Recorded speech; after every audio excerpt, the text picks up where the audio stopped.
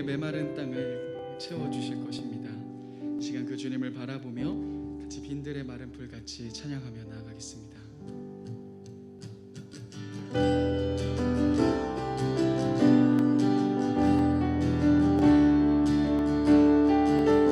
빈들의 마른 불, 빈들의 마른 불같이 시든 나의 영혼, 주님이 약속한 성령 간절히 기다리네. 가물어 메마른 땅에 단비를 내리시는 성령의 단비를 부어 새 생명 주. 다시 한번 1절로 찬양하겠습니다. 빈들의 마른 불같이 시들은 나의 영혼,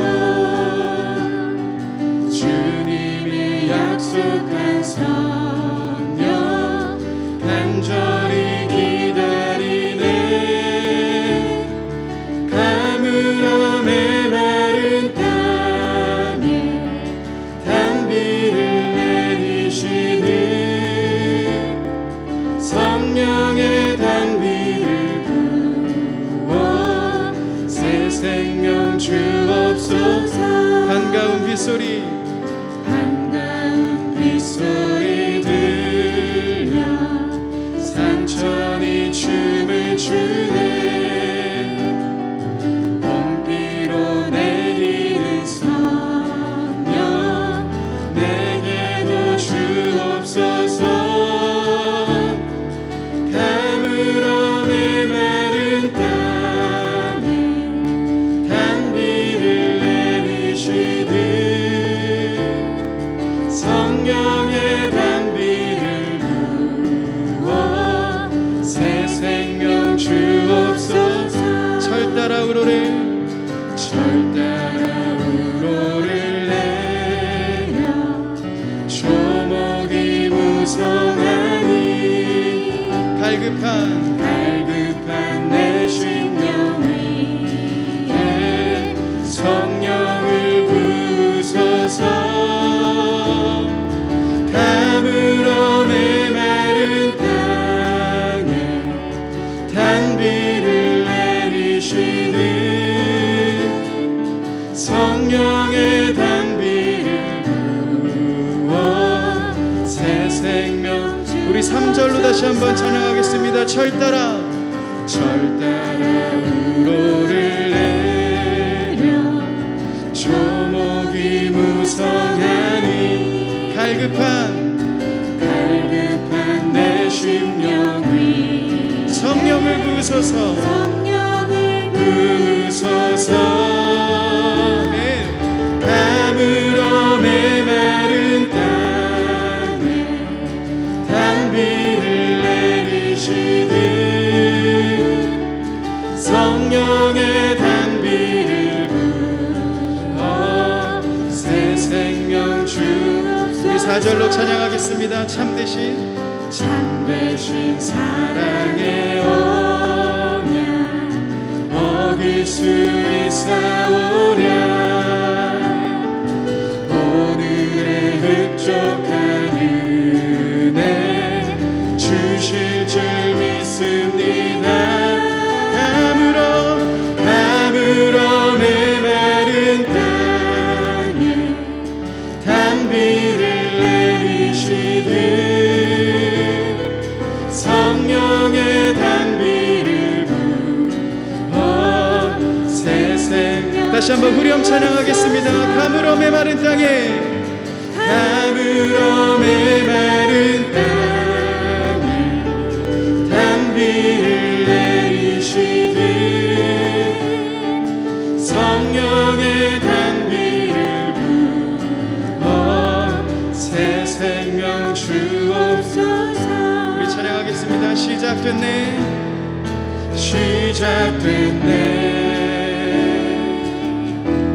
우리 주님의 능력이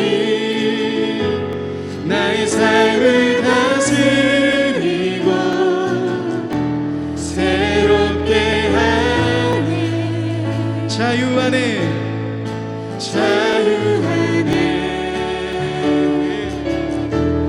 죄와 사망으로부터 나의 삶은 변하고는 충만하네.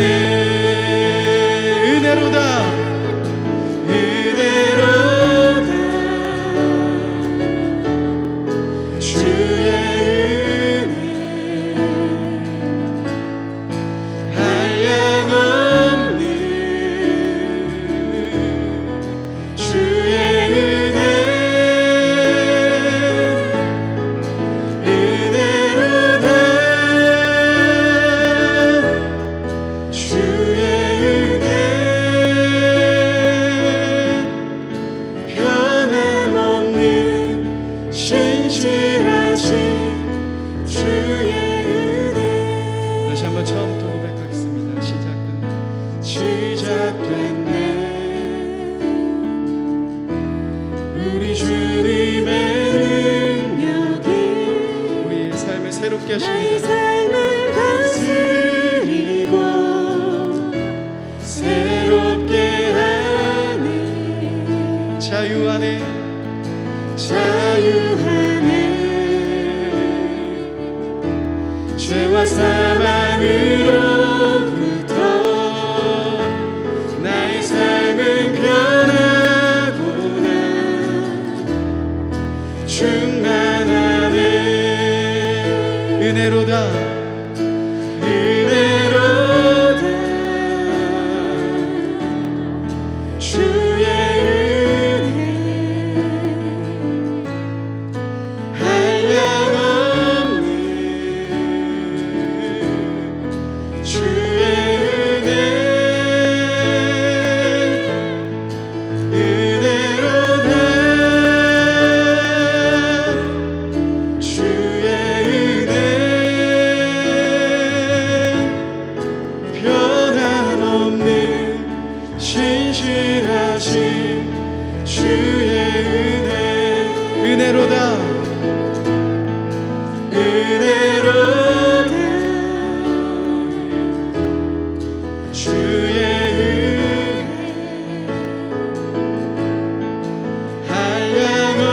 한량없는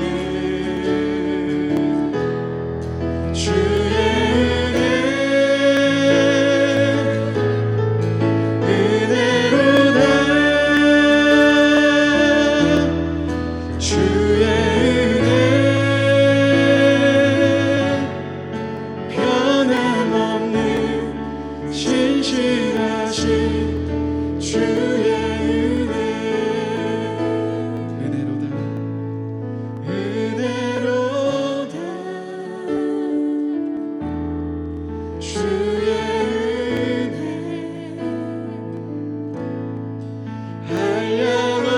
한량없는 주의 은혜 은혜로다 주의 은혜 변함없는 신실하신 주의 은혜 변함없는 변함없는 신실하신 주의 은혜.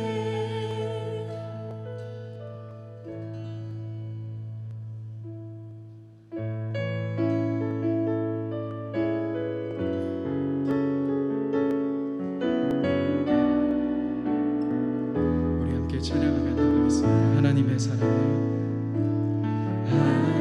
하나님의 사랑을 사모하는 자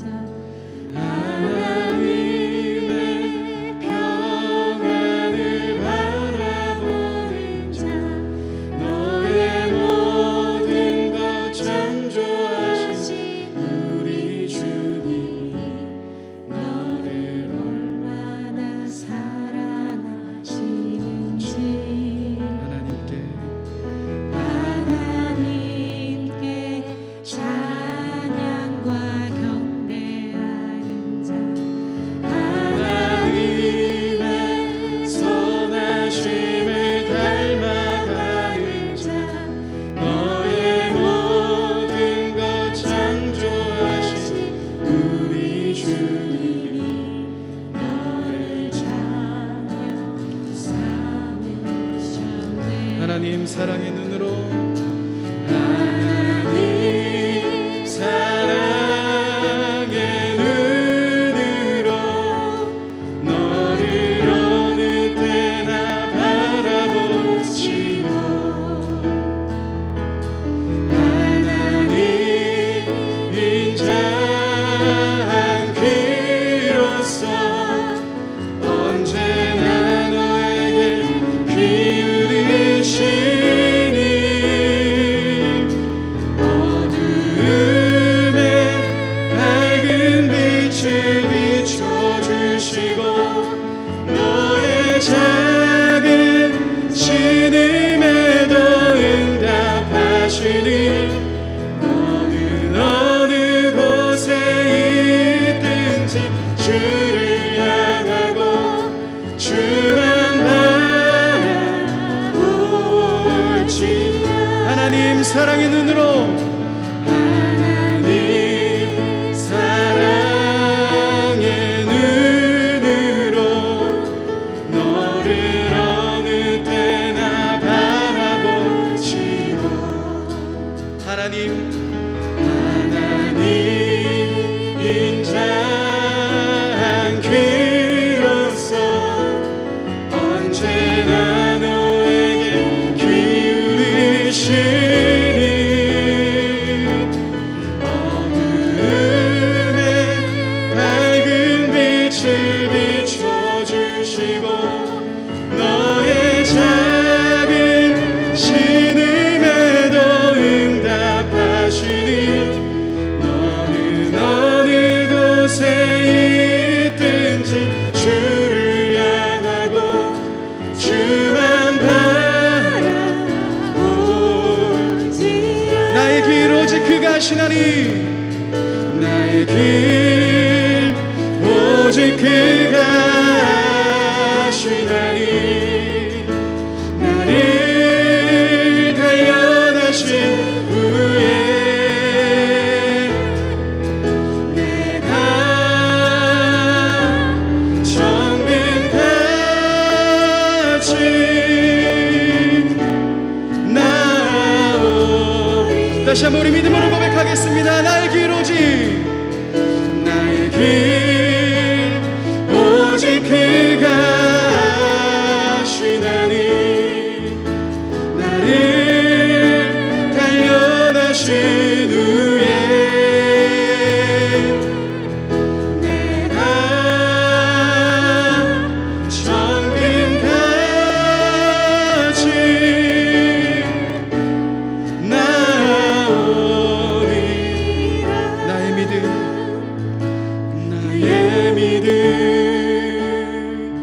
주께 있네. 십자가 능력이 내 영광 되었네. 주께서 우리를 승리케 하셨네. 나의 능력 나의 소망 주께 있네. 나의 믿음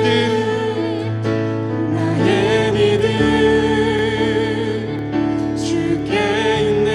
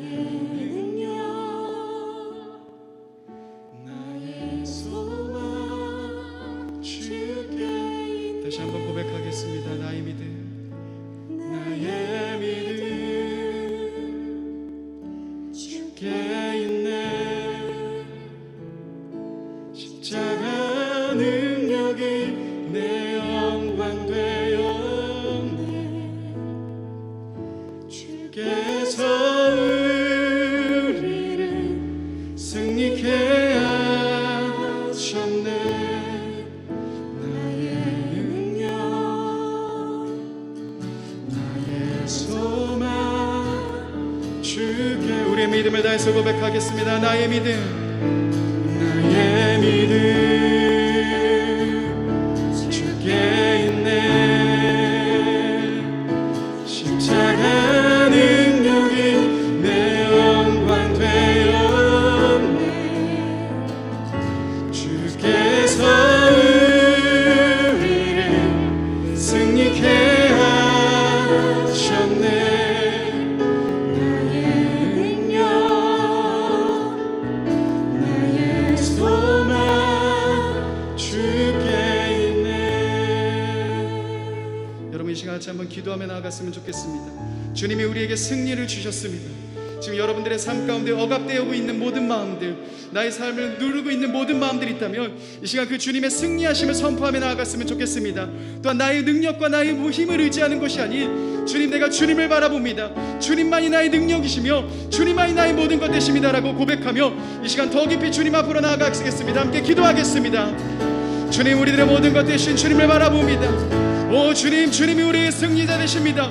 주님, 우리 가운데 임하여 주옵소서. 오 주님, 임하여 주옵소서. 오 주님, 우리들의 모든 마음들을 오직 주님께 올려드립니다. 우리의 모든 삶과 우리들의 모든 마음들을 주님께 올려드립니다. 하나님, 우리를 억누르고 있었던 모든 상황과 환경 속에서 주님의 승리자 되심을 고백하며 나아갑니다. 오 주님, 우리 모든 성도님들의 마음 가운데 주님의 그 승리하심의 역사들이 넘쳐 흐를 수 있도록 인도하여 주옵소서. 오 주님, 임하여 주옵소서. 오 주님, 우리와 함께하여 주옵소서. 오 주님, 우리가 주님을 의지하며 나아갑니다. 오 주여 임하소서. 오 주여 임하소서. 우리의 모든 삶을 주님께 드립니다. 우리의 모든 마음을 주님께 드립니다. 주님, 주님 우리의 모든 것 되십니다. 주님, 우리의 전부가 되십니다. 우리의 모든 것에서 주님을 더 깊이 예배하며 주님의 그 승리하심의 역사들을 바라보며 나아갑니다. 오 성령 하나님 임하소서. 오 성령 하나님 임하소서. 우리가 주님 앞에 우리의 마음을 쏟습니다. 우리가 주님 앞에 우리의 마음을 드립니다. 또 하나님 아버지, 우리가 주의 마음 앞에 내어놓을 때 하나님 우리의 마음을 깨어지들 하나님 아버지 우리 가운데 성령 하나님 우리들 가운데 함께하여 주옵소서. 아버지, 우리의 마음을 불게 하여 주시옵소서. 하나님 아버지, 우리의 마음을 저 앞에 불게 하여 주시옵소서. 하나님 아버지, 우리의 마음을 저 앞에 쏟으며 우리의 마음을 저 앞에 불며 만군의 주 여호와께서 우리의 마음을 다스리며 만지시는 것을 경험하도록 주님 도와주시옵소서.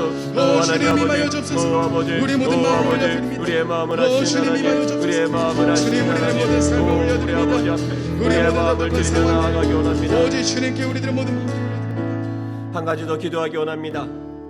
하나님께서 또 주님을 예배하러 나온 여러분들에게 이렇게 말씀하기를 원하십니다. 하나님께서 너희의 마음을 알고 있다고 말씀하시는 것 같습니다. 사랑하는 여러분, 우리의 마음 안에 무엇이 있습니까? 이 시간 담대하게 그 우리의 마음 안에 있는 것을 주 앞에 발견하며 그 하나님의 초청 가운데, 하나님의 품 가운데로 예배로 나아가기 원하지 않습니까? 이 시간 이렇게 기도하기 원합니다. 주님 앞에 내 마음을 쏟기 원합니다. 주님, 내 마음을 활짝 열어 주시옵소서. 주님 앞에 열며 만지시는 주의 손길과 품으시는 주의 사랑을 경험하도록 주님 도와주시옵소서. 이 시간 내 마음을 풉니다. 이 시간 내 마음을 쏟습니다. 주님, 내 마음에 찾아와 주시옵소서. 우리 한 번 더 기도하며 나아가도록 하겠습니다. 오 하나님 아버지 앞에 우리의 마음을 드립니다. 오 하나님 아버지 앞에 우리의 마음을 쏟습니다. 우리의 마음을 알고 계신 하나님 앞에 우리의 마음을 드립니다. 하나님 아버지, 어떤 마음으로 와 있습니까? 무너지고 깨어진 마음들이 있습니까? 상하고 분노하는 마음들이 있습니까? 하나님 아버지, 소외된 그 마음들이 있습니까? 아무도 알아주기를 원하지 않는 그 마음들이 있습니까? 아무도 알지 못하는 고통과 눈물 가운데 그 홀로 들어가고 있는 마음들이 있습니까? 가장 약한 자로, 가장 무너진 자로, 가장 깨어진 자로 있는 그런 마음들이 있습니까? 하나님 아버지, 소망을 잃어버린 그 마음들이 있습니까? 아버지를 말할 수 없는 그 마음 가운데 있는 자들이 있습니까? 하나님 아버지, 우리의 마음을 마음을 주 앞에 드리기 원합니다. 우리의 마음을 주 앞에 열기 원합니다. 하나님 아버지, 우리 가운데 말씀하시며 이 시간 아버지 우리의 마음을 풀며 주 앞에 내어놓을 때 아버지 우리의 마음을 열어주시며 우리의 마음을 흔들어주시며 우리가 눈을 들어 하나님 아버지 앞에 우리의 마음을 쏟으며 나아갈 수 있도록 주님 도와주시옵소서. 하나님의 만지심 가운데, 하나님의 붙드심 가운데, 하나님의 일하심 가운데 우리의 마음을 쏟으며 나아갑니다. 주님 오셔서 우리의 마음을 만져주시며 주님 아버지 오셔서 우리 가운데 일하시며 품으시는 아버지의 마음을 경험할 수 있도록 주님 도와주시옵소서. 아버지 우리의 마음 안에 있는 것들 주 앞에 주님께서 하십니다. 우리의 마음을 붙들고 있는 것들 주님께서 하십니다. 아버지 우리의 마음을 모아주시옵소서. 선한 것 하나 없고 무너지고 깨어지지만 우리의 마음을 이 시간 주 앞에 드리기 원합니다. 하나님 이 시간 우리의 마음을 귀히 여기시며 이 시간 우리를 불쌍히 여기시며 하나님께로 초청하신 그 음성 가운데 응답하며 나아갈 수 있도록 주님 도와주시옵소서. 오 주님 도와주시옵소서.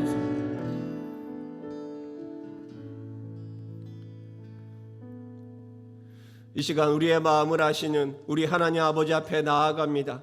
하나님 깨어지고 상하고 무너지고 분노하는 우리의 마음 그대로 우리 왕 되신 주 앞에 나아갑니다. 주님 앞에 숨길 것이 없음을 고백하며 나아갑니다. 그 주님 앞에 우리의 마음을 쏟으며 우리의 마음을 풀으며 우리의 상한 심령 가운데 쏟으시는 하나님의 음성이 무엇인지 귀 기를 수 있도록 주여 도와주시옵소서. 우리의 마음을 붙드시며 우리의 마음을 만지사 하늘의 음성 가운데로 나아가게 하시는 하나님 앞에 우리가 순종의 문을 열기 원합니다. 주님 우리 가운데 은혜의 순종을 더하여 주시며 아버지의 음성을 들으며 주 앞에 나아갈 때 아버지 그 음성 앞에 온전하게 반응할 수 있는 믿음의 사랑 한 명 한 명 될 수 있도록 주님 축복하여 주시옵소서. 주님 앞에 우리의 마음을 열고 나아갑니다. 주님 오셔서 충만히 채워주시며 하늘의 은혜를 이 시간 더하여 주시옵소서. 주님 영광 받아 주시옵소서. 감사드리며 예수님의 이름으로 기도합니다.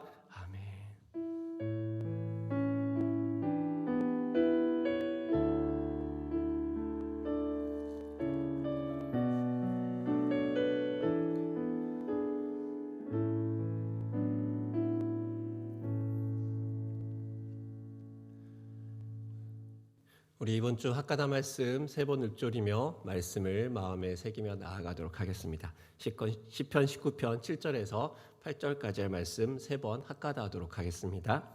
시편 19편 7절에서 8절 말씀. 여호와의 율법은 완전하여 영혼을 소성시키며 여호와의 증거는 확실하여 우둔한 자를 지혜롭게 하며 여호와의 교훈은 정직하여 마음을 기쁘게 하고 여호와의 계명은 순결하여 눈을 밝게 하시도다. 시편 19편 7절에서 8절 말씀. 시편 19편 7절에서 8절 말씀. 여호와의 율법은 완전하여 영혼을 소성시키며 여호와의 증거는 확실하여 우둔한 자를 지혜롭게 하며 여호와의 교훈은 정직하여 마음을 기쁘게 하고 여호와의 계명은 순결하여 눈을 밝게 하시도다. 시편 19편 7절에서 8절 말씀. 시편 19편 7절에서 8절 말씀.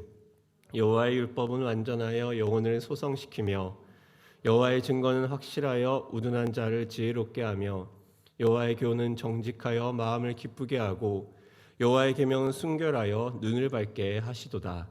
시편 19편 7절에서 8절 말씀. 아멘. 오늘 하나님께서 우리에게 주시는 말씀은 구약 여호수아 5장 1절에서 11절까지의 말씀입니다. 제가 가진 성경책으로 구약 323면에 있습니다. 우리 여호수아 5장 1절에서 11절까지의 말씀을 같이 한 목소리로 합독하도록 하겠습니다. 요단 서쪽에 아모리 사람의 모든 왕들과 해변의 가나안 사람의 모든 왕들이 여호와께서 요단물을 이스라엘 자손들 앞에서 말리시고 우리를 건너게 하셨음을 듣고 마음이 녹았고 이스라엘 자손들 때문에 정신을 잃었더라. 그때 여호와께서 여호수아에게 이르시되 너는 부싯돌로 칼을 만들어 이스라엘 자손들에게 다시 활례를 행하라 하시매 여호수아가 부싯돌로 칼을 만들어 할례산에서 이스라엘 자손들에게 할례를 행하니라. 여호수아가 할례를 시행한 까닭은 이것이니 애굽에서 나온 모든 백성 중 남자 곧 모든 군사는 애굽에서 나온 후 강약길에서 죽었는데 그 나온 백성은 다 할례를 받았으나 다만 애굽에서 나온 후 강약길에서 난 자는 할례를 받지 못하였습니다. 이스라엘 자손들이 여호와의 음성을 청종하지 아니하므로 여호와께서 그들에게 대하여 맹세하사 그들의 조상들에게 맹세하여 우리에게 주리라고 하신 땅 곧 젖과 꿀이 흐르는 땅을 그들이 보지 못하게 하리라 하시매 애굽에서 나온 족속 곧 군사들이 다 멸절하기까지 40년 동안을 광야에서 헤매었더니 그들의 대를 잇게 하신 이 자손에게 여호수아가 할례를 행하였으니 길에서는 그들에게 할례를 행하지 못하였으므로 할례 없는 자가 되었음이었더라. 또 그 모든 백성에게 할례 행하기를 마침에 백성이 진중 각 처소에 머물며 낫기를 기다릴 때 여호와께서 여호수아에게 이르시되 내가 오늘 애굽의 수치를 너에게서 떠나가게 하였다 하셨으므로 그곳 이름은 오늘까지 길갈이라 하느니라. 또 이스라엘 자손들이 길갈에 진쳤고 그달 14일 저녁에는 여리고 평지에서 유월절을 지켰으며 유월절 이튿날에 그 땅의 소산물을 먹되 그날에 무교병과 볶은 곡식을 먹었더라. 아멘. 남은 12절이 아쉬우시죠? 네. 추석 명절들 잘 보내셨습니까? 또 긴 연휴 동안 또 잘 보내시고 또 함께 마주해서 감사합니다. 우리 옆에 분들에게 한번 잘 오셨습니다. 눈으로만 한번 이렇게 인사하셨을까요? 네, 잘 오셨습니다. 오늘 하나님께서 또 이 말씀을 통해 여러분에게 은혜 주시기 원합니다. 전쟁에 대한 이야기부터 하려고 합니다. 2차 세계대전 거기서 가장 큰 전투가 있었습니다. 그 전투는 뭐였냐면요, 독일과 또 소련의 스탈린그라드를 침공한 전투였습니다. 그 겨울에 있었던 큰 전투에서 독일은 참담한 패배를 당하고 물러나게 됩니다. 독일이 소련을 이제 격퇴할 수 있을 거라 생각해서 힘을 다했는데 소련에게 밀리게 되죠. 소련은 독일을 물리치자마자 바로 그 기세를 몰아서 독일을 이기기 위해 무리하게 독일을 밀어붙입니다. 그래서 하르코프라는 지역을 탈환했지만 오히려 독일의 반격을 받고 다시 소련은 하르코프를 잃고 퇴진하게 됩니다. 이 상황에서 중요한 것은요, 이 하르코프 지역을 중심으로 해서 가로지르고 있던 쿠르스키라는 돌출부 지역입니다. 이 돌출부 지역이 있었는데요, 이 돌출부 지역을 어떻게 누가 차지하냐에 따라서 전쟁의 승패가 결정된다고 합니다. 당시 독일의 상황은 그다지 좋지 않았습니다. 북아프리카 밑에서 룸멜 장군이 이끄는 기갑군은 위기에 처해 있었습니다. 만약 유럽 어딘가에 이제 연합군이 대규모 상륙 작전을 벌인다면 이제 독일은 1차 대전처럼 패배를 하게 되는 어려움을 겪게 됩니다. 이 상황에서 이 돌출부 지역인 쿠르쿠스 지역에는요, 소련군의 전력이 약 20% 정도가 머물러 있는 곳입니다. 소련에서도 이 지역이 정말 중요한 곳이라는 걸 알고 있었죠. 만약 이곳이 독일을 함락하게 된다면 어떤 일이 벌어지느냐? 독일과 소련은 장기적으로 대치를 하게 됩니다. 그렇게 되면 독일은요, 시간을 벌어서 소련을 치려던 그 많은 병력을 다시 유럽으로 돌려가지고 유럽 전선을 안전하게 구축하며 확장할 수 있게 됩니다. 독일은 이 쿠르쿠스 지역을 잘 이겨낼 수 있을 거다, 이 자신감을 가지고요, 1차 대전 때 함께했던 터키를 자신들의 훈련하는 곳으로 초청을 합니다. 자기들이 이 쿠르스크 지역을 어떻게 이길 것인지 전술까지 보여주면서 독일은 터키에게 소련을 침공해 줄 것을 요청했었다고도 합니다. 터키는 1차 대전의 패배로 위기에 처했었기 때문에 이 쿠르스크 전투에 따라서 독일의 요청에 따라서 이 반대편에 설지 연합군에 설지 고민하며 결정을 하게 됩니다. 그래서 이 쿠르스크를 점령하느냐 못하느냐는 이 2차 세계대전의 판도가 바뀔 수 있는 중요한 곳입니다. 그런데 이 쿠르스크를 침략하는 것에 따라서 독일 내에서 의견이 분분합니다. 하르코프를 바로 탈환하자마자 그 탈환의 주역이었던 만슈타인이라는 장군은요, 기세를 몰아서 빠르게 이 쿠르스크를 점령해야 된다고 합니다. 왜냐하면 소련이라는 막대하고 큰 나라가 아직 전열을 정비하기 전이고, 만약 그들이 전열을 정비해서 제대로 준비를 한다면 우리는 승리할 수 없을 것이다 이야기합니다. 이에 반해 히틀러는 이렇게 얘기했습니다.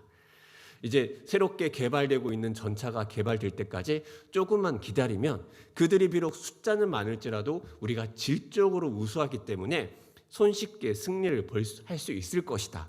이렇게 이야기하며 당장 전투를 시작할지 조금 시간을 둘지 이것을 두고 갈등이 있게 됩니다. 그래서 독일은요, 이 히틀러의 말대로 바로 침공하지 않고 신형 전차가 개발될 때까지 2개월, 3개월의 시간을 이제 허비하게 됩니다.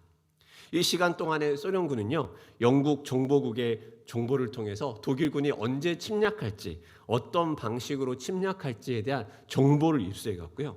무려 3,000마일이 넘는 참호와 6종 방어선, 40만 개가 넘는 지뢰와 야포를 만들어 방어를 준비합니다.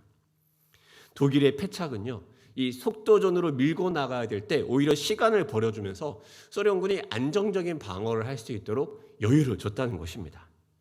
그래서 나중에 크루스크에서 싸움을 할 때 병력차가 어떻게 됐었냐면요, 독일군이 90만 명, 그리고 자주포가 2,700, 비행기 2,000대, 야포 1만 대 이렇게 병력으로 나오는데 방어하는 소련군은 어떻게 됐냐면요, 병력이 170만 명, 거의 2배 가까이 됩니다.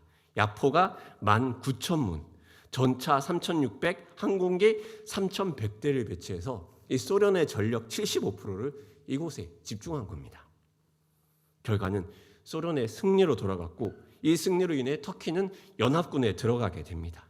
그리고 2차 대전은 독일의 패배로 확실해집니다. 속도가 필요할 때 속도를 내지 못하면 그 속도를 내지 못한 대가를 감당하게 됩니다. 우리가 아는 파나소닉이라는 회사는 이 기술의 판도가 PDP에서 LCD로 바뀐다는 것을 알고 있었지만 그들이 자신 있던 PDP를 포기하지 못해서 무리하게 공격적인 공장 증설을 합니다. 그러다가 1년 만에 새롭게 생긴 공장을 폐쇄하고 막대한 손해를 입습니다. 코닥은 세계 최초로 디지털 카메라를 개발합니다. 그런데 이 디지털 카메라가 이 코닥에게 많은 수익을 안겨주는 인화지와 필름 사업의 수익성을 악화시킬 것을 염려하여서 그들은 다른 이상한 기술을 개발하는데 헛다리를 짚다가 디지털 카메라의 선두주자의 역할을 잃어버리고 막대한 손해를 봅니다. 오늘날 시대에 그렇지 않습니까? 빨리 파악하고 빨리 움직이고 빨리 행동하는 것, 이것이 오늘날의 속도입니다. 이게 이익이고 이게 생존의 시대를 우리는 살아갑니다. 우리는 그래서 문제가 생기는 것을 그냥 두고 보지 못합니다. 문제가 생기면 빨리 해결을 하고 불안과 두려움이 생기면 어떻게든 해결을 해서 그것을 없애버려서 내 마음의 부담감을 없애는 데 우리는 목표를 둡니다. 그 어느 것보다 누가 빨리 나의 불안과 두려움을 덜어내고 누가 빨리 문제를 해결하냐, 이것이 생존이 되고 이것이 우리의 삶의 이유가 될 때가 있습니다. 우리의 그런 인생이 있을 때 하나님은 어떻게 다가올까요? 오늘 이스라엘은 자신의 그 속도가 필요하고 자신이 힘을 다해 달려들 때 다른 방식으로 다가오는 하나님을 발견하게 됩니다. 그 하나님은 이스라엘에게 무엇을 이야기하길 원하는 걸까요? 오늘 이 본문의 시작은요, 이 여호수아는 이스라엘이 모세에서 여호수아로 리더십의 전환이 된 중요한 장입니다.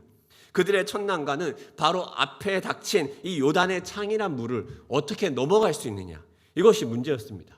그때 하나님은 여호수아와 이스라엘 백성에게 하나님의 법궤를 앞세워서 강물을 마르게 하는 기적을 통해서 이스라엘을 건너가게 합니다. 이것은 어디까지나 하나님이 의도하신 방법입니다. 왜냐하면 요단강이 있다고 해서 지나가지 못할 것은 없습니다. 멀리 돌아가거나 다른 방향을 갈 수도 있음에도 불구하고 하나님은 굳이 요단강을 마르게 함으로써 그 지역을 빨리 통과하게 합니다. 하나님의 그 방법은 마치 출애굽의 이스라엘의 모습을 떠올리게 합니다.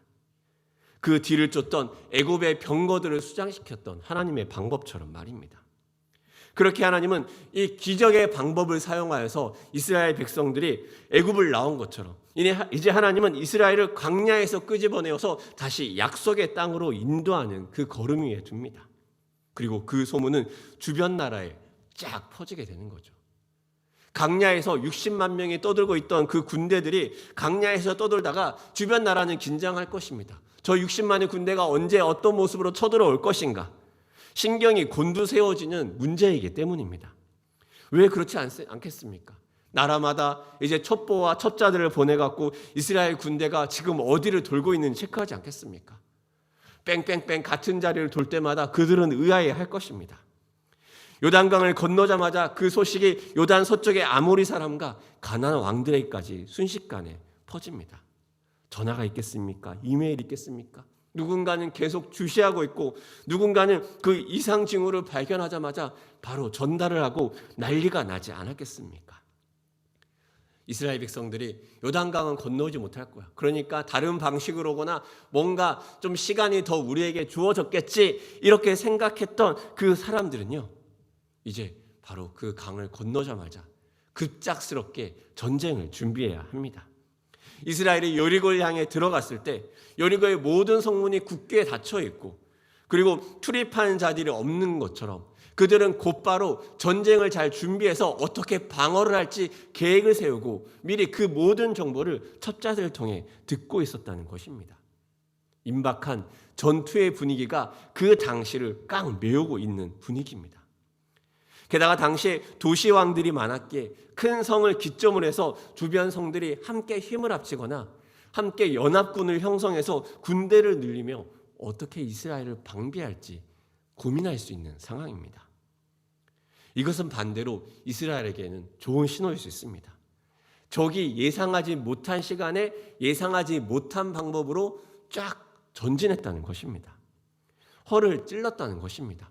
허를 찔렀다 무엇입니까? 제대로 방비되지 못한 상태에서 갑작스럽게 닥쳐왔다는 것입니다. 예상되지 못했기에 허둥지둥할 것입니다. 이럴 때 군대를 잘 아는 장군은 반드시 얘기할 것입니다. 상대방이 채비를 갖추기 전에 속전속결로 끝내야 됩니다. 이때 필요한 건 바로 스피드 아닙니까? 좋은 신호, 좋은 분위기를 가지고 성을 점령하면 더 좋은 결과를 낼 수 있습니다. 게다가 첫 번째 성 여리고 이곳을 향해 간다는 것은요, 이스라엘이 가나안군의 허리를 쫙 잘라버린다는 얘기입니다. 전투에서 이 허리를 딱 잘라버린다는 건 위험할 수 있지만 수많은 장점을 가집니다. 속도가 느려질 경우에 허리를 자르고 들어가서 오히려 포위가 될 수 있는 위험도 있습니다. 반면에 속도를 살린다면 허리를 자르고 보급로를 차단해서 위아래를 순식간에 절멸시킬 수 있는 전략적 장점이 있습니다. 이렇게 급할 때 하나님이 이제 이스라엘 군대에게 명령을 내립니다. 하나님이 어떤 명령을 내릴까요? 어서 빨리 최대한 움직일 수 있는 간소한 무장을 하고 길을 나서라. 적들이 아직 정신을 못 차릴 테니 빨리 달려가라. 그런 명령일까요? 하나님은 이 스피드가 필요한 긴박한 상황에 오늘 2절에 이렇게 말씀하십니다. 2절 말씀 우리 함께 읽어보도록 하겠습니다. 시작. 그때 여호와께서 여호수아에게 이르시되 너는 부싯돌로 칼을 만들어 이스라엘 자손들에게 다시 할례를 행하라 하시매. 아멘. 지금 무엇이 필요한 상황입니까? 급하게 스피드를 내어서 적의 허리를 자르고 적들의 채 전열을 정비하기 전에 위아래로 쳐서 포위당하기 전에 전멸시키는 것이 필요한 전략입니다. 하나님이 그것을 모를까요? 이스라엘 군대의 일거수일투족이 다 보고되고 있는 긴박한 상황에 하나님은 이스라엘에게 할례를 행하라 이렇게 명령하십니다. 늘 그렇지만 하나님의 명령은 우리의 예상을 벗어날 때가 부지기수입니다. 하나님은 할례를 요구합니다. 그것도 갑작스레 말입니다. 할례 우리 알고 있지 않습니까?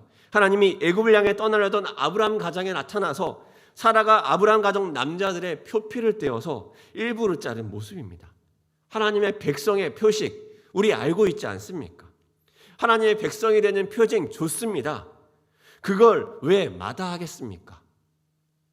중요한 것은 타이밍입니다. 지금 이 순간을 지체한다면 이 요단강을 건넜던 좋았던 기세는 순식간에 무너지게 되고 적들은 방비할 시간을 벌게 됩니다. 대비책을 세워서 도시국가끼리 연합을 해서 함께 이스라엘에 맞설 수도 있습니다. 게다가 하나님이 요구하신 할례 무엇입니까? 남자 성계의 표피 일부를 잘라내는 것입니다. 이게 얼마나 고통스러운 일입니까?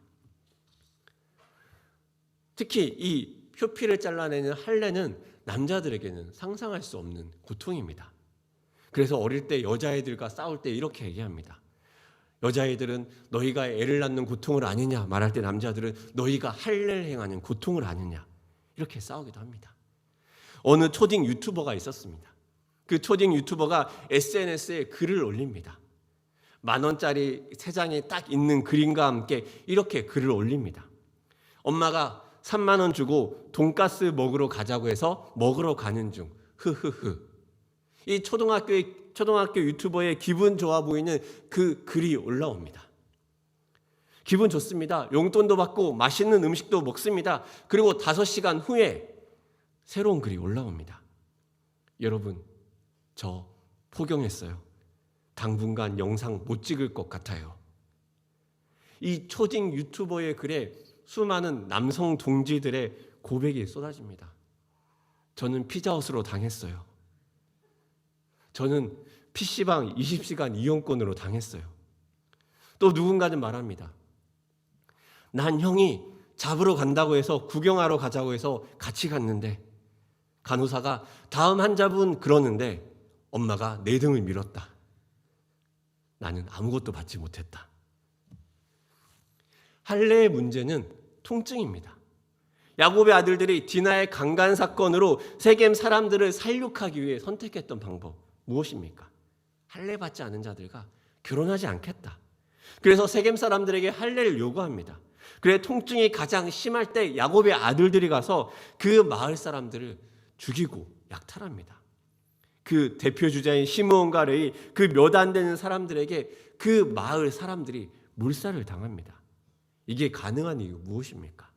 할례로 인해서 통증이 심해서 움직일 수가 없고 싸울 수가 없는 이 싸움 불능의 상태에 이르렀다는 것입니다. 군인의 가장 기본 조건 뭡니까? 몸이 튼튼해야 되고 몸이 싸울 수 있어야 되고 싸울 수 있는 좋은 컨디션을 만드는 것, 이것이 군인의 가장 기본 조건 아닙니까? 그런데 할례는 그 가장 싸울 수 있는 기본 조건인 건강한 몸, 그것을 불가능하게 합니다. 만약 지금 이 순간에 할례를 받으면 이스라엘은 어떻게 되겠습니까? 척후병들이 순식간에 각 나라에 소식을 전하지 않겠습니까? 이스라엘이 자기의 종교의식에 따라 할례를 행함, 앞으로 일주일 정도 제대로 움직일 수 없음, 기동대 요청, 긴급 빨리 와서 이들을 척살해 주십시오, 이런 소식을 전하지 않겠습니까? 그렇다면 이 기세좋게 출발했던 이스라엘의 군대는 순식간에 전멸당할 수 있습니다. 의기충전하기 시작했던 이 하나님의 계획, 모세를 넘어 여호수아에까지 일하시는 그 하나님을 보여주겠다는 그 계획은 어그러질 수 있습니다. 하나님의 이 방법 어떻습니까? 하나님은 우리의 인생에 꼭 한 번씩 이러시지 않습니까? 중요한 순간에 우리의 인생을 도우신사처럼 그렇게 많은 기적을 행하시다가 가장 결정적인 순간에 한 번씩 이렇게 우리의 삶에 제동을 걸 때가 있습니다. 우리의 믿음을 사용하여 하나님 일에 헌신하며 나아가려 할 때 오히려 하나님이 우리의 길을 막으시는 것처럼 보일 때가 있습니다. 우리의 일을 잘 되게 하고 우리의 일을 안 되면 기적을 일으켜서라도 하나님이 좋게 만들어 주셔야 될 것인데 그게 하나님이 원하시는 일처럼 보이는데 오히려 하나님이 때로는 그 일을 가로막을 때가 있습니다. 그리고 하나님을 따라가기 위해서 이스라엘 백성들은 적들의 위협에 어떻게 될지 모르는 위협에 처하게 됩니다. 이 순간 이스라엘 백성들이 하나님 앞에 순종한다는 것은 가장 두려운 시간입니다.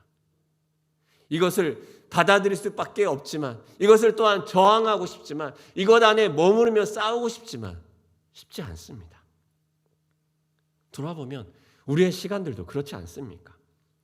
의기충전하게 시작했던 그 다락방 개편도 이제 우리 코로나로 어려워진 거 다 알고 있습니다.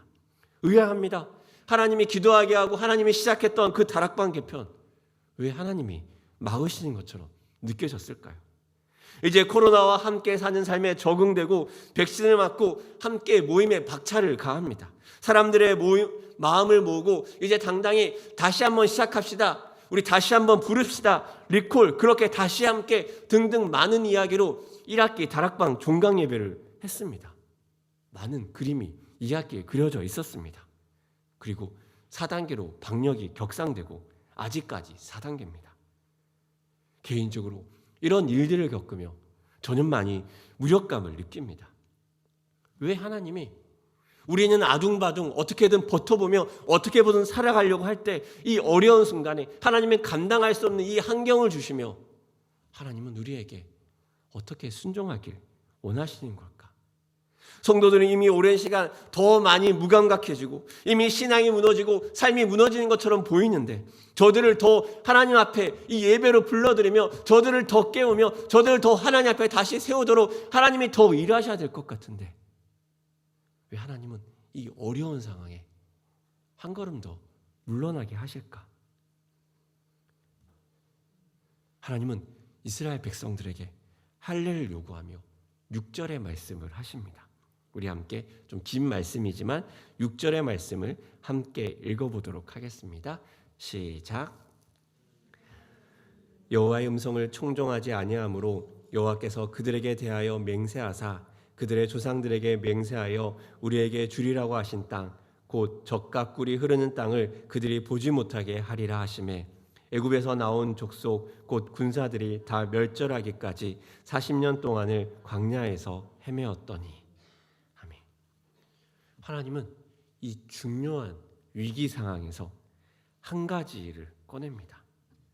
하나님은 애굽에서 종되었던 하나님 백성을 구하시고 많은 기적을 일으켜 주십니다. 하나님은 이 가장 결정적인 순간에 이스라엘에게 할례를 요구하며 그들의 두려움과 그들의 불안함이 가장 극심할 수 있는 그 생존의 위협을 건디는 그 문제를 건디는 이유, 그것은 무엇입니까? 이스라엘은 실패가 있습니다. 무슨 실패입니까? 6절에 여호와의 음성을 청종하지 아니함으로 이야기합니다. 이스라엘 백성이 언제 하나님의 음성을 청종하지 않았습니까? 많습니다. 많아도 너무 많습니다. 그 결정적인 사건 무엇입니까? 가나안 정탐 사건입니다. 하나님이 이긴다 하시지 않으셨습니까? 그때 이스라엘을 덮친 것은 무엇입니까? 눈앞의 두려움입니다. 메뚜기같이 스스로를 만들게 하는 가나안의 강력함입니다. 하나님의 능력보다 하나님의 음성을 듣는 것보다 가나안 사람 앞에 두려움이 더 컸습니다. 그리고 그들은 그 기회의 시간에 순종에 실패하고 다 멸절하기까지 40년을 헤매게 됩니다. 하나님의 제자가 순종을 잃어버리고 소금이 그 맛을 잃어버려 밖에 버려짐 같지 않습니까? 하나님은 1세대가 다 죽고 난 다음에 광야에 태어난 2세대에게 하나님은 다시 시작하며 다시 요구합니다. 마치 가나안 정탐을 하는 것처럼 너희는 순종함으로 제자의 삶을 살 수 있느냐? 너희는 두려움과 불안함에도 불구하고 나를 따라 순종할 수 있느냐? 너희는 그럼에도 불구하고 나를 따라올 수 있느냐? 이렇게 묻는 것 같습니다. 눈앞에 닥친 두려움, 그때보다 적겠습니까? 이리저리 오고 가는 척후병들 속에서 언제 어떻게 가나안의 적들이 밀어 닥칠지 모릅니다. 이제 좋은 기세인데 그 거인 같은 사람들을 이스라엘이 감당할 자신도 없습니다. 그 많은 적을 바다에 수장시켰던 하나님의 이야기도 기적의 역사도 그저 이야기로만 전해 듣던 세대입니다. 하나님이 과연 전쟁에 능하신가? 이 세대들은 그들 스스로도 궁금하지 않겠습니까? 이 순종의 바통은 이제 광야의 세대로 넘어오게 됩니다. 그리고 그들은 이 수치의 40년, 불순종으로 잃어버린 이 40년을 어찌할지 도전하게 됩니다. 오늘 본문은 9절에서 이렇게 표현합니다. 애굽의 수치. 애굽의 종되었던 사람들은 다 죽었습니다. 종에서 자유인이 된 지 이미 수많은 시간이 지났지만 그럼에도 불구하고 애굽의 수치라고 말하는 것, 여전히 하나님을 주인으로 섬기지 못하고 하나님의 제자가 되었지만 여전히 그 마음의 종됨으로 인해서 주인된 하나님을 순종하는 것보다 세상의 노예로, 자기 마음의 두려움과 염려의 노예로 살아가고 있는 그들의 인생을 향한 하나님의 일갈 아니겠습니까? 우리는 어떻습니까? 우리는 이 애굽의 수치와 같은 우리의 연약함들, 우리의 삶에서 계속 반복되고 있는 두려움과 연약함의 굴레들이 있지 않습니까? 우리는 그것을 어떻게 지금 해결하고 있습니까? 인생의 중요한 순간 때마다 하나님의 음성을 듣고 하나님의 반응하며 하나님의 말씀에 따라 믿음으로 순종하며 걸어가려고 할 때 꼭 걸리는 애굽의 수치와도 같은 그 문제 속에 우리는 어떤 모습으로 있습니까? 광야 2세대의 이스라엘 백성들도 가나안 정탐꾼들의 그 이야기를 듣던 그 이스라엘 백성들처럼 두렵고 떨지 않았겠습니까? 이스라엘은 그럼에도 불구하고 위험을 감수합니다. 하나님 말씀을 마치시고 다시 말씀하실 때가 언제입니까? 8절에 의하면 백성이 진중 각 처소에 머물며 낫기를 기다릴 때, 그때 하나님은 다시 얘기합니다. 가장 연약할 때입니다. 이들은 번갈아 가면서 3분의 1은 받고 다음 주 번갈아 가면 받지 않습니다. 사람의 생각과 지혜를 쓰지 않습니다. 그들은 단순하게 순종을 시작합니다. 스스로 가장 큰 두려움 앞에서 가장 연약함의 모습으로 나아갑니다. 그리고 하나님은 9절에 이렇게 선포합니다. 여호와께서 여호수아에게 이르시되 내가 오늘 애굽의 수치를 너에게서 떠나가게 하였다 하셨으므로 그곳 이름을 오늘까지 길갈이라 하느니라. 길갈 무엇입니까? 굴러간다는 말입니다. 무엇이 굴러갑니까? 애굽의 수치가 굴러갑니다. 이 굴러간다는 것을 보면 마치 그런 이야기 같습니다. 눈덩이가 눈밭을 굴러가며 점점 커지는 것처럼 작은 두려움이 불순종을 행할 때 점점 굴러가면서 커졌던 그 두려움을 맛보았던 이스라엘이 있습니다. 우리에게 치명적이었고 우리의 삶에 굴레를 씌우는 실패와 상처의 수치가 있었습니다. 마치 애굽에서 나온 이스라엘 백성에게 애굽의 노예라는 그 낙인을 하나님은 주우셨지만 그들에게는 인생 깊숙이 새겨져 있는 그 낙인처럼 하나님의 군대인 이스라엘 자손은 실패하였던 그것을 다시 제자리로 돌아가는 그 수치를 오늘 하나님은 가장 연약해져 있을 때 하나님을 신뢰하기로 결단하고 그 신뢰하기로 결단하는 것이 얼마나 힘들고 지친지 자신의 그 모든 두려움을 뒤집어서서 가장 무기력하고 가장 연약해져 있을 때 하나님은 선포해 주는 것입니다. 내 수치가 굴러갔다. 그들이 염려한 그 일은 어떻게 되었습니까? 적국에 기습이 있었습니까? 순종으로 가장 연약해져 있는 그때 하나님은 그들의 백성을 지킵니다.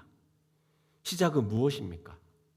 가나안 족속으로 마음이 높고 정신을 잃었던 것처럼 1절에 하나님 말씀처럼 하나님으로 인해서 주변 나라들이 마음이 높고 정신을 잃어 정상적인 판단을 하지 못합니다.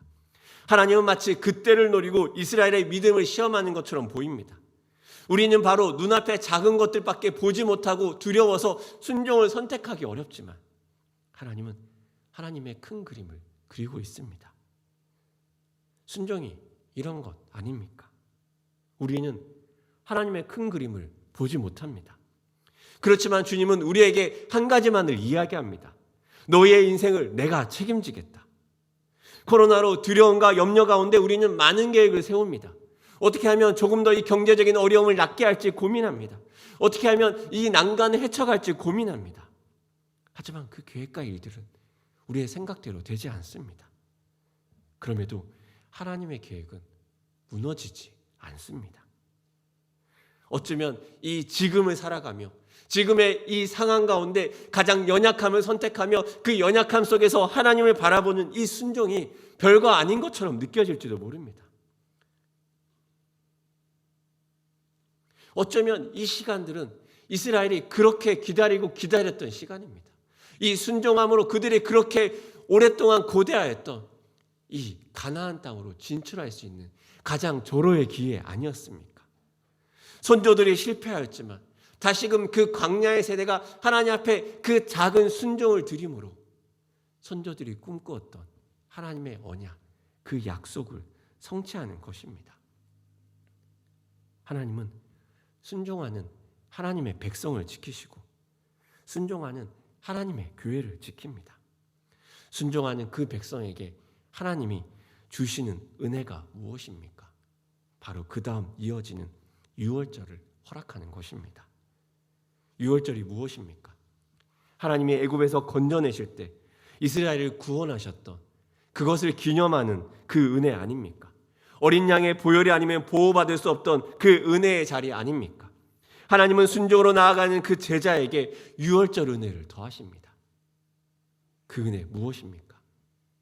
내 힘으로 할 수 없는 그것들 속에 하나님의 어린 양의 보혈로 말미암아 지킴을 받고 보호함을 받는 것입니다. 그것은 순종의 자리에서 내 힘이 아닌 하나님의 힘을 의지하는 믿음입니다. 제자들은 순종하려 합니다. 때로는 넘어집니다. 코로나의 시간을 보며 우리는 얼마나 많이 순종하려 애썼습니까? 그리고 얼마나 많이 순종하지 못하고 무너졌습니까? 때로는 졸고 때로는 우리 마음에 하나님을 향한 갈망이 없는 마음으로 서 있습니다. 하나님은 유월절 은혜를 통해 우리에게 말을 다시 한번 거는 것입니다. 너의 힘이 아니라 나의 힘을 의지해라. 보혈의 공로를 바라라. 이것은 순종하는 제자들에게 주는 은혜입니다. 순종하는 자들에게 주시는 하나님의 특별한 무기와도 같습니다.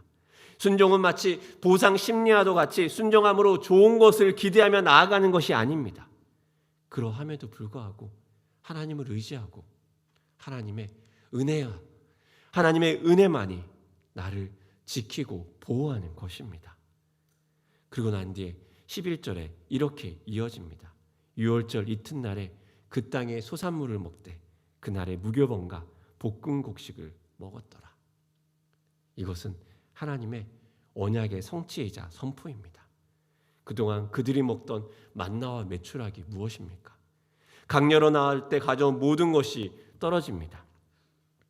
이 강야 세대는 어디에서 왔는지 알 수 없는 그것을 먹고 계속해서 자랐습니다. 만나와 메추라기는 광야를 상징합니다. 광야를 떠도난 이들은 계속 먹을 것을 걱정할 수밖에 없습니다. 그 먹을 것에 대한 두려움을 하나님이 책임지셨고 그리고 할례를 행하고 유월절 가운데 그들이 섰을 때 하나님은 만나와 메추라기를 끊습니다. 이것은 곧 준비입니다. 마치 이제 100m를 달릴 그 준비 과정 앞에 섰는 것처럼 하나님 백성이 더 이상 광야를 떠도는 그 백성이 아니라 이제 약속의 땅에 들어가서 약속의 땅에서 정착하며 사는 자로 이제 그들이 겸비하였다는 신호입니다. 그리고 이스라엘 백성은 그 순종을 이제 실전으로 나아가 하나님이 어떻게 일하시는지를 볼 수 있는 그 시작 앞에 섰다는 것입니다. 마치 시합을 준비하는 자입니다. 초등학교 때 육상 시합에 나간 적이 있습니다.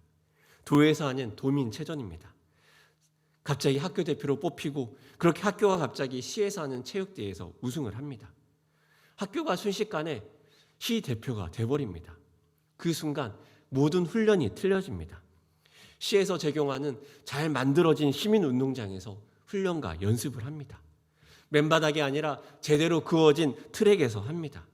그리고 유니폼을 다시 지급받습니다. 그 유니폼에는 살고 있는 도시, 그 시의 이름이 쓰여 있습니다. 아, 좋구나 하고 누릴 것이 아닙니다. 전에는 선생님의 기분에 따라 훈련과 연습의 양이 달라졌지만 이젠 그것이 아니라 전체 코치에 따라 훈련량이 준비됩니다. 그리고 꾸준히 연습하고 준비하고 그 힘들다는 시간이 지나가고 이제 정말 해볼만 하다라는 생각이 들었을 때 시합날이 됩니다. 이른바 준비가 된 것입니다. 하나님은 자신의 백성을 그렇게 준비시킵니다. 준비는 무엇입니까? 자신의 제자들을 두려움에 맞서 도망쳤던 그 제자들을 다시 두려움과 연약함의 자리에 서서 그 두려움과 연약함의 자리에서 그럼에도 불구하고 말도 안 되는 것처럼 보이는 두려움과 연약함의 자리에서 하나님을 다시 순종하며 선택할 수 있을지 우리의 삶을 통해 우리에게 묻는 것입니다. 그 순종을 통해 제자들은 무엇을 배웁니까? 수치를 굴러가게 하는 하나님의 은혜를 배웁니다. 그것은 무엇으로 가능합니까? 자신의 힘과 능력이 아닌 나의 수치를 굴러가게 하는 예수 그리스도 그 한 분을 의지할 때 일어나는 것을 가르쳐 주십니다. 사랑하는 여러분, 우리는 많은 실패를 경험합니다. 인생에 수많은 실패가 있습니다. 그리고 믿음에서도 수많은 실패가 있습니다. 마음이 높고 마음이 무너질 때 얼마나 많습니까? 탓하고 싶은 외부 환경도 있습니다. 더욱더 큰 코로나는 우리가 감당할 수 없는 환경까지 만들어냅니다. 마음이 무너지고 환경이 무너지고 가게가 무너지고 관계가 무너지고 예배도 비대면으로 바뀌고 그 초유의 시간들 속에서 다시 실패할 때 지금 우리는 하나님 앞에 어떤 순종의 자리에 서 있습니까? 매일의 순종의 싸움 우리는 어떠했습니까? 매일 예배로 나아가며 관계 속에 거룩함을 추구하며 하나님 앞에 사람들 앞에 은혜의 도구로 순종의 삶을 사셨습니까? 어쩌면 이 코로나가 광야의 이스라엘 백성들처럼 계속해서 돌고 도는 그 시간을 보내는 것처럼 느껴지기도 합니다. 계속해서 같은 길, 반복되는 어려움, 그리고 그 속에서 무력한 내 모습, 그리고 하나님을 선택하지 않는 애굽의 수치와도 같은 나의 굴레를 발견할지 모릅니다. 하나님은 오늘 하루 하나님 당신을 선택함으로 오늘 하루 이 무엇을 선택할지 모르는 두려움과 염려 속에서 하나님 앞에 순종함을 선택함으로 우리의 수치를 굴러가게 할 것이라 말합니다. 우리가 매일을 사는 그 힘은 무엇입니까?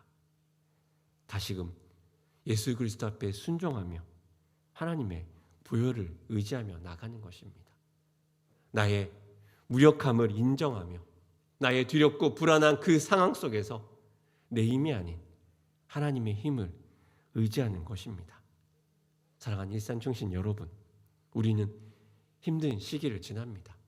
무너지는 신앙의 시기, 또 어쩌면 누군가에게는 소망 없는 시기일지도 모릅니다. 또 누군가에게는 코로나의 단계가 반복되는 광야의 길에 지쳐 있을지도 모릅니다. 그럼에도 하나님은 우리를 매일의 순종의 자리로 부릅니다. 우리의 힘으로 할 수 없고 두려움과 염려가 커져가고 매일에 발견되는 내 안의 염려 속에서 하나님은 매일매일 순종하며 우리가 가장 연약할 때 가장 큰 순종으로 나아가길 원합니다. 하나님은 우리 힘으로 하지 않고 보혈에 의지하며 예수 그리스도를 의지하며 나아가길 원합니다. 사랑하는 일산중신 여러분, 지금의 우리의 삶에 이 어려움 또한 한번 지나갈 우리의 순종의 자리 아니겠습니까? 우리 함께 주님을 의지하며 우리가 넘어야 될 이 두려움의 자리에 마주하지 않겠습니까? 우리의 매일의 그 두려움의 자리에서 단 한 번의 하나님을 향한 순종으로 우리의 수치를 굴러가게 하시는 하나님의 은혜를 경험해 보지 않겠습니까? 내 힘이 아니라 6월절에 임하실 그 하나님의 은혜를 확정하고 경험함으로 내 힘이 아닌 하나님 힘으로 살아가는 그 은혜를 경험해 보지 않겠습니까? 우리 함께 기도하며 또 그 우리를 초청하시는 하나님 음성 앞에 나아가기 원합니다.